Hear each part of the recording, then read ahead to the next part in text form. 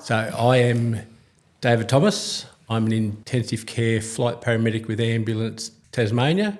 I've been with HACSU since the day that I joined the ambulance. It was 20 years ago.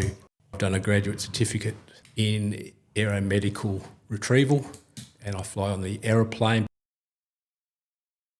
I've been on the committee of management since at least 2016. There's also basically a representative, hopefully, from nearly every field that the union, I'm the only one on there that works with ambulance. There's a dentist, there's a pharmacist, there's carers, there's nurses. So the HACSU Committee of Management is a very good overall representation of the whole union, which is good. Conditions have changed. There's been a lot of improvements, all due to union activity and involvement.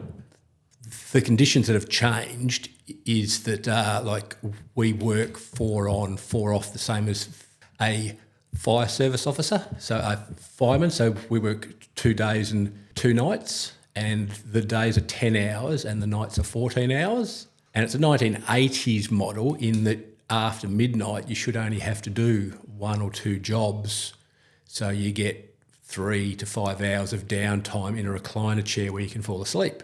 That's the model that worked back in the 1980s when you didn't have too much of a workload.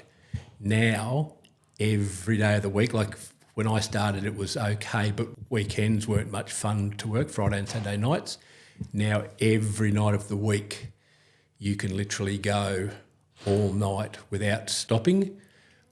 There was also research done that when you work a 10-hour day and then you work 2 14-hour nights, there was evidence that towards the end of your second night shift, even if you've had a good sleep between those 2 14-hour night shifts, you are operating with a fatigue level that's considered to be the equivalent of somewhere between 0.05 to 0.1 on the alcohol scale.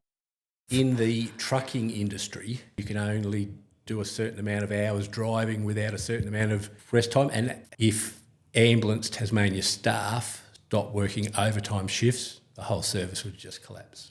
And it's a lot like nursing as well, with all their double shifts and their overtime shifts.